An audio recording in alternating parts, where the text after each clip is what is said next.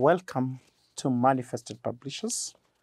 We proceed on economics paper, that is April 2024. The last question, question 1. Explain the term producer equilibrium as used in economics. Explain the term, that is 7 Roman A Roman 1. Explain the term producer equilibrium as used in economics. I just want to draw a diagram before I explain that, basically explain that producer equilibrium. We can have this. This is an isocost. That is basically an isocost. So we have capital, and we have labor, and we have labor. This is an isocost. So AB is an isocost line. Then we draw an isoquant, not indifference curve, but isoquant. And then we have Q. We can say Q is 3. So the point that isoquant line forms a tangent with an isoquant, that is where we get the producer equilibrium. So we have equilibrium quantity of capital, that is KE, and equilibrium quantity of labor, that is LE. So we can say that this is 3,000. So we basically need to understand that 3,000 in this particular, 3,000 units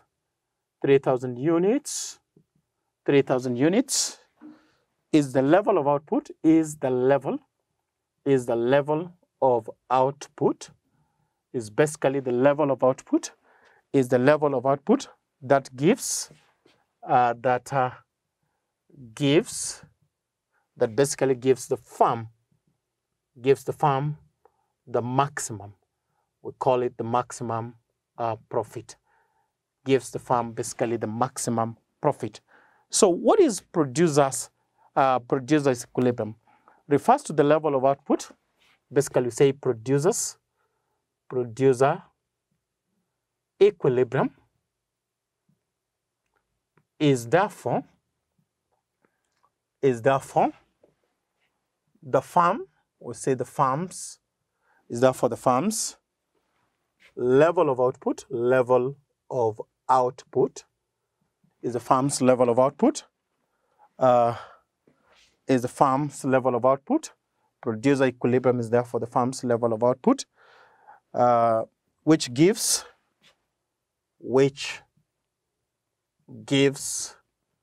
the maximum, what we call the maximum profit, which gives the maximum profit. And as you can see from the diagram, this is an isocost. AB is an isocost line, and then we have Q as an isoquant.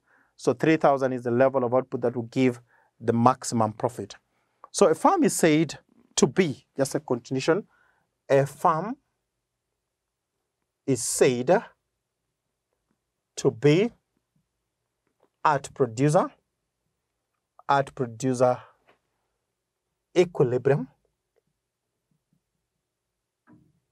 A farm is basically said to be at producer equilibrium,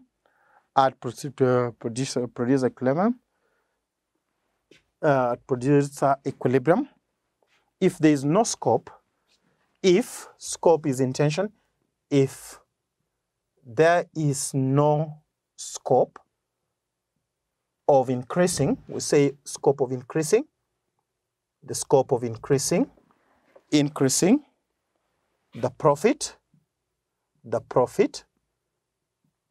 or reducing the scope of increasing profit, or reducing the loss, the scope of increasing the profit, or reducing the loss, by changing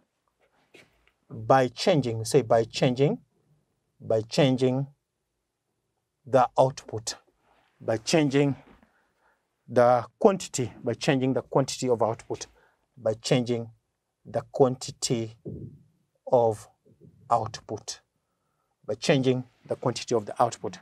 So if you look at that question, That's question particularly tackling 2 marks, but it's expounded fully. That is the diagram. So at 3,000, that is where we have producer equilibrium. So 3,000 units is the level of output that gives the maximum profit.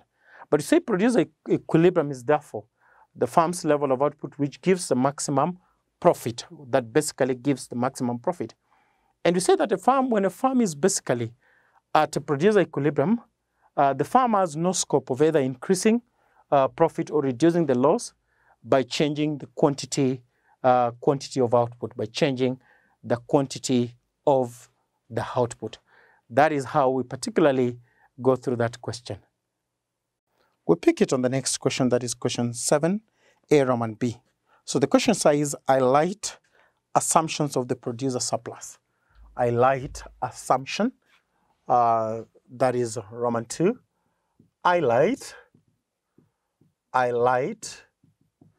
the assumptions, what do you call the assumptions of a producer surplus. Highlight the assumptions of a producer surplus. So before we highlight assumptions of a producer surplus, it is very important to understand what we basically mean by a producer surplus. When you talk about a producer surplus, we basically say that there is a difference between the amount the producer is willing to supply good for and the amount that they actually receive when they make the trade, which in most cases we say is an additional benefit, because you realize that what they receive is more than the minimum that they're willing to supply the goods for. So that is actually a benefit. So if you're to draw, that is not of essence, but you can particularly have questions that will tell you to define a producer surplus and draw the diagram. But for this particular question, it has simply asked on highlight 5 assumptions of the producer surplus. When you look at those assumptions, one, we talk about producer is assumed to be rational. Basically, a consumer is aiming to maximize profit, and we know that we maximize profit where MR is equals to MC. So we say number 1, producer. One, we say producer is assumed to be rational, i.e. we say aim to maximize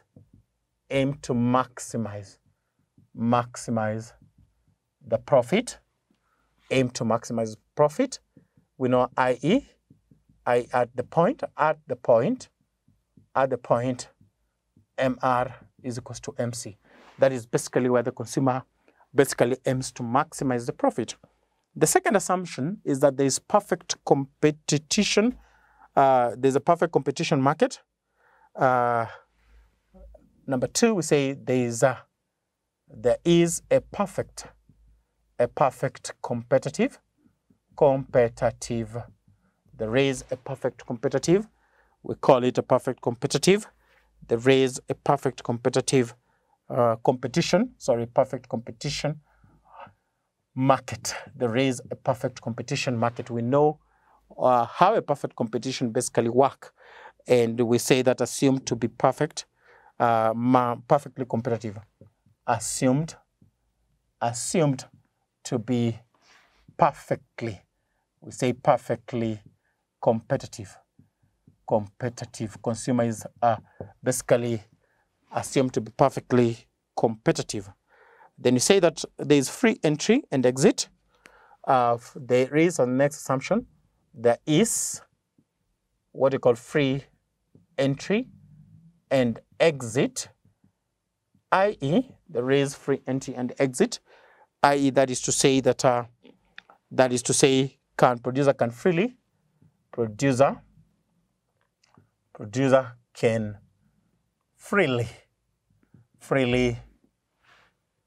enter and exit, can freely enter and exit as the third assumption.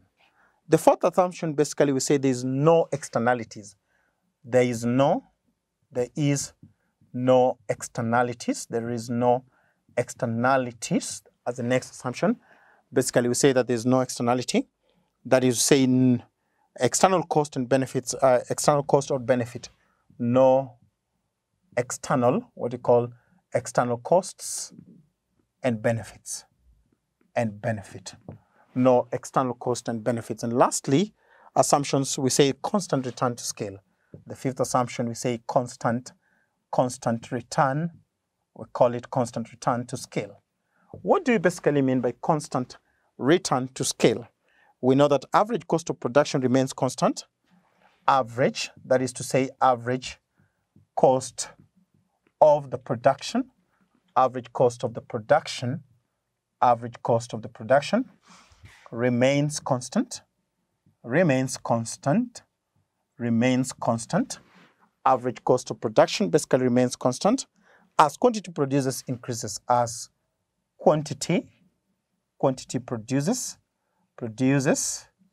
as quantity produces increases, as quantity produces basically increases, as quantity produces basically increases, as the quantity produced basically increases.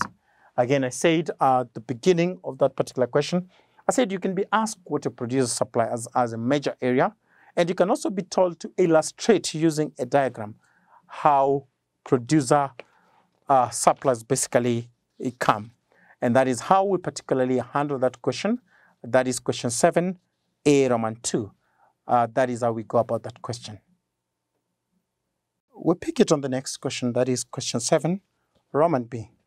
With the help of a well-labeled diagram, explain the stages of law of diminishing return. We put that question down.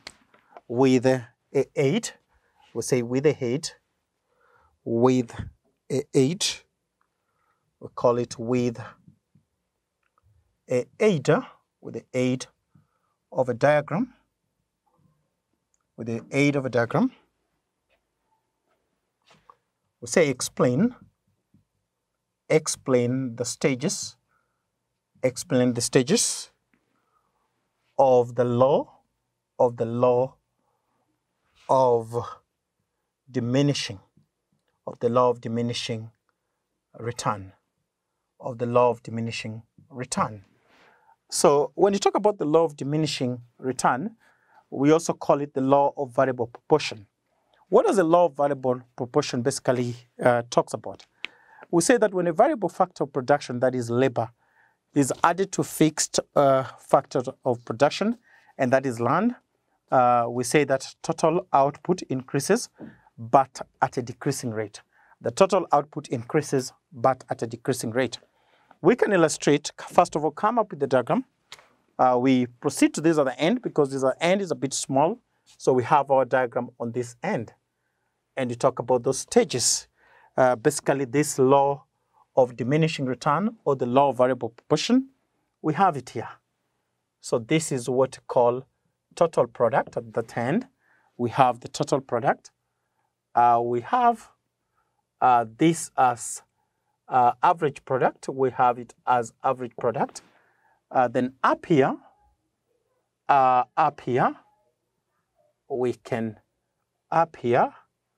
we have what we call the marginal product.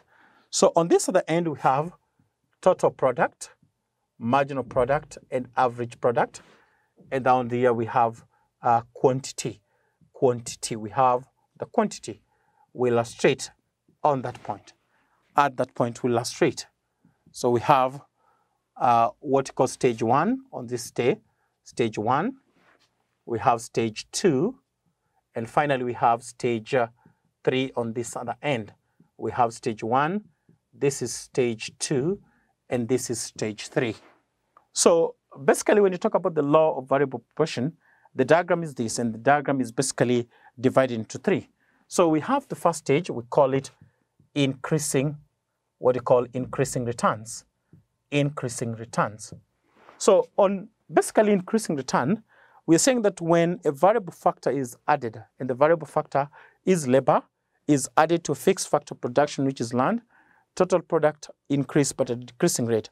So what essentially happens in this part is that when that happens, when we talk about TP, we talk about MR.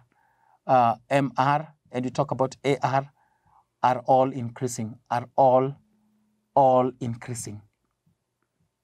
All of them are All of them are basically increasing. That is at increasing return, which is stage one. Stage one. Stage one, as it is. That is stage one. That is what happens in the stage one. That TP, MR, and AR are all increasing when a variable factor is added to a fixed factor production, which is land. We have the TP, we have the MR, and AR all increasing. Stage two, we call it a constant return.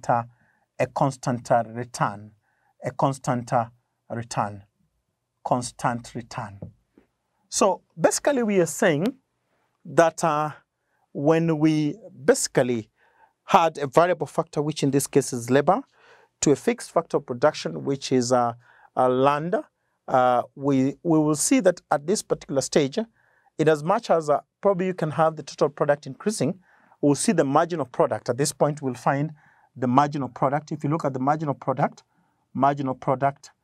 remaining constant. Marginal product will have the marginal product basically remaining marginal product at a particular point, marginal product remaining constant. So you'll have a marginal product at one point. Maybe you have between quantities, quantity. You can have maybe a quantity that follows, maybe between 4 and 5. You're having a marginal product, which is MP. This is P, sorry, average product, and that. This is average product. Sorry for that. This is marginal product. So we have the total product in the first stage, marginal product, and AP all increasing. The second stage, we are saying that it's called a constant return. What you call a constant return. So on the constant return, we'll have the TP increasing, but you find at that particular stage, MR remain constant at a particular stage. Maybe a unit of 4 to 5, you find MP, that is the MP, which is the marginal product, remaining constant. So we can have the total product increasing, but you'll find MP remain constant, maybe at 4 and 5. So that is what you call constant return. And then we have the third stage. The third stage, we have what you call decreasing stage. So on the decreasing stage, look at the decreasing stage, which is stage 3. This was stage 2. This was stage 2. This is stage 3. This is basically stage 3. So decreasing stage, we can see the total product, we can see the average product, and we can see the marginal product are all decreasing. In fact, the marginal product is negative. So we see TP, AP, and MP are decreasing. So when we add a variable factor, which is labor, to a fixed factor of production, which is land, total product, average product, and marginal product are all decreasing. But we can see also that at that particular point, MP is even getting MP gets negative. Initiating inefficient MP is negative even at that stage. So for the diagram, that question is 6 marks. The diagram will constitute a huge number of marks. If it's 6 marks, the diagram will particularly take a huge mark. The diagram could take even 3 or 4 marks. Then the explanations that we have summarized on this particular point, those will take the remaining marks, which is either 2 or 1, maybe there. But the diagram will basically constitute a lot of the marks in that particular question. The diagram will constitute a lot of marks in that particular question. And that is how we particularly go about that very question. But even on this, we have assumptions of the law of variable proportion, or the law of diminishing returns. The law of variable proportion, or the law of diminishing return. You can have the assumptions. You can be asked the assumption. You can also be asked. On shortcomings or limitations of the law of diminishing return. That is how we particularly handle that specific question. we proceed from the next question. That is question 7, Roman C. Explain 4 monetary policies that the central bank of a country might apply to control inflation. That the central bank of any country might apply to control inflation. So when you look at this particular question on a yearly basis, this is a question that keeps on repeating itself. Even on the 2020, even on the other exams, you find particularly questions that touches on monetary policy is always there. So we put down the question, then we go through the question.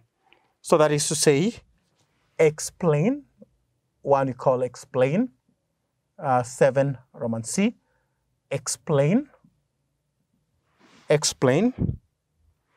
4, say 4 monetary policies, that a central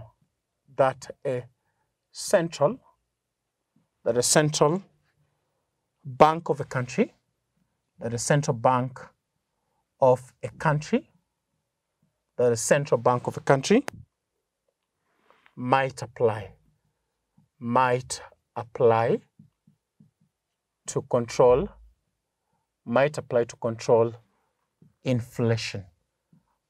apply to control inflation. So I explained 4 monetary policies that a central bank of a country might apply to control inflation. Number 1 is to understand what you call monetary policy.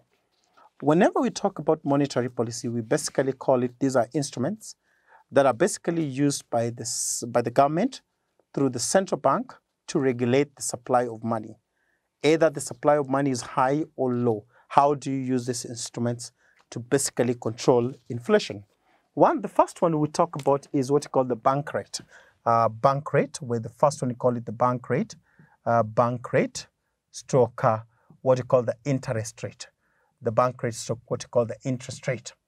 So when you talk about the bank rate stroke the interest rate, we know that when the supply of money is high, the interest rate is usually raised to reduce the money supply altogether, or to reduce inflation, and vice versa.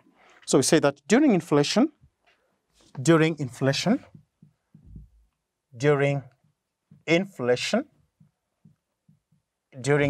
stroke high supply of money,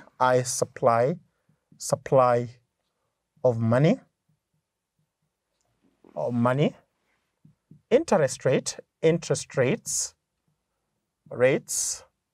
are raised. Hence this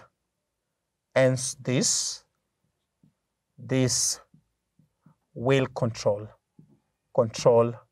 inflation. Hence this will control inflation. Stroke reduces the supply, high supply of money.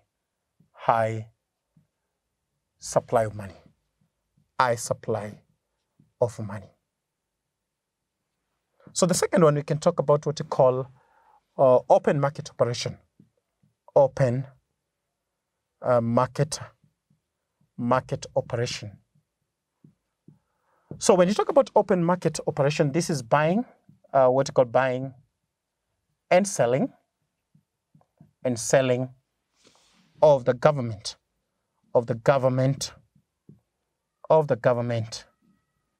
security. Buying and selling of the government security. And particularly when you talk about the buying and selling of the government security, we're talking about T-bonds and treasury bills and bonds. So we basically know that when there's a high supply of money, that is when there's inflation, the government will basically sell security to the public to reduce the flow of money. So we said during inflation, the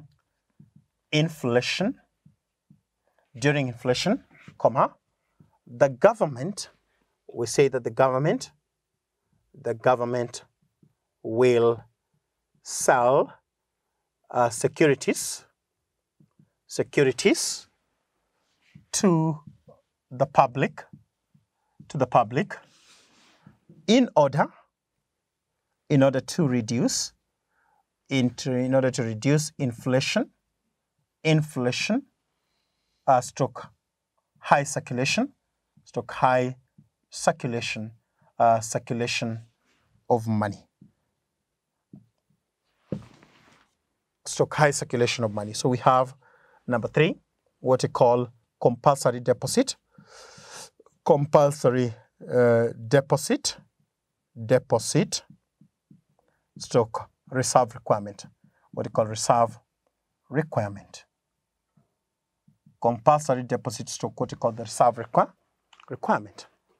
Whenever we talk about the reserve requirement stroke the compulsory deposit, we basically mean that all the commercial banks must hold a reserve with the central bank of any country. And we're basically saying that when there is inflation or when there is high circulation of money in the economy, what the banks or the government in relation to the central bank basically do is that they increase the compulsory ratio or the reserve requirement to make sure that most of the money are with the CBK. So we need to say that during inflation, the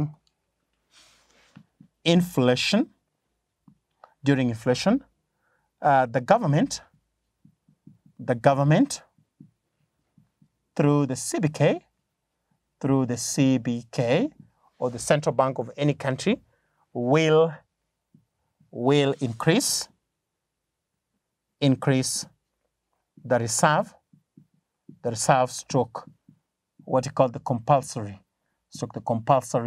ratio, compulsory deposit, not ratio but compulsory deposit to ensure there is no high circulation. There's no high circulation of money to the public. There's no high circulation of money to the public. There's basically no high circulation of money to the public. And there's no high circulation of money to the public.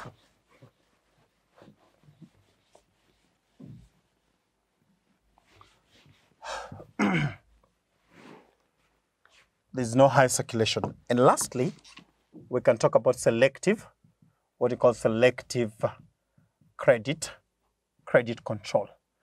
Selective credit control.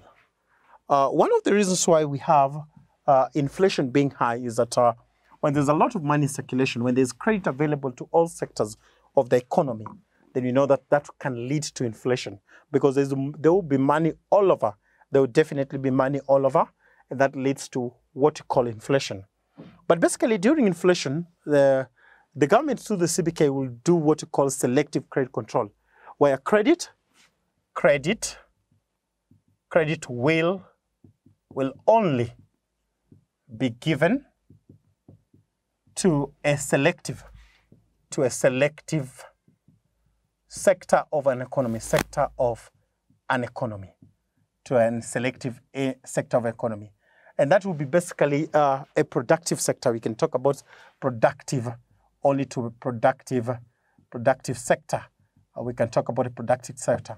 So when that happens, when you have the credit being selectively given only to a productive sector, this reduces, we'll say that this controls the inflation. This controls the inflation, stroke circulation, stroke high circulation of money, high circulation of money to the public. That basically controls high circulation of money to the public.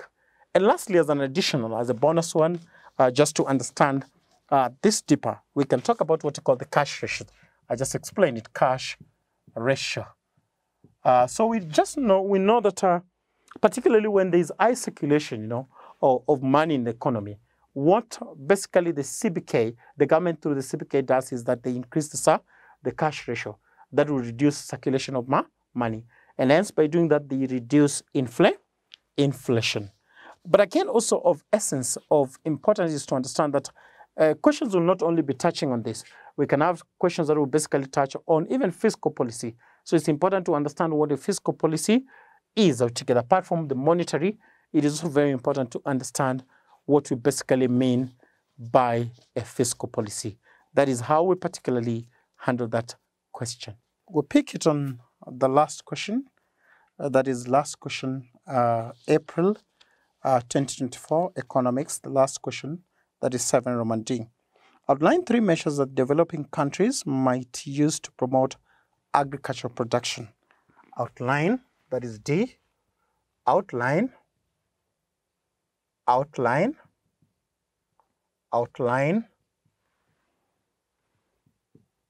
what we call 3 measures that developing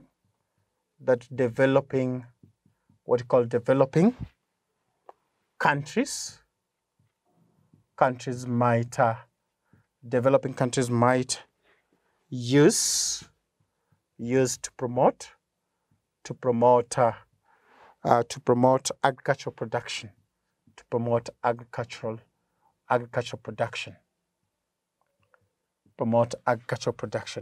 So when you talk about this particular question, again, it's also more of a general question. When you talk about factors that foster or promote or encourage agricultural production, we know that the basis, one of the major backbone of an economy in this developing country is agriculture. Still, majority lies on agriculture, not much of the industrialization.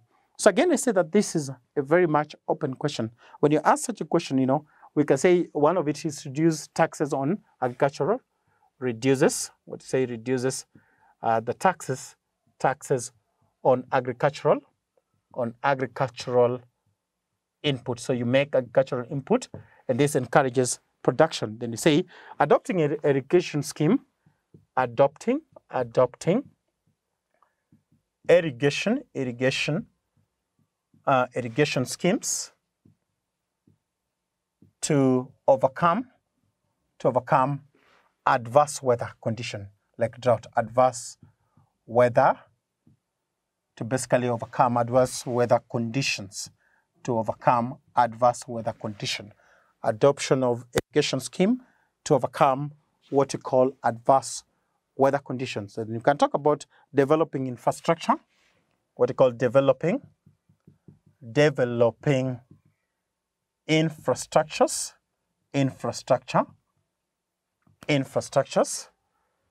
in the developing countries.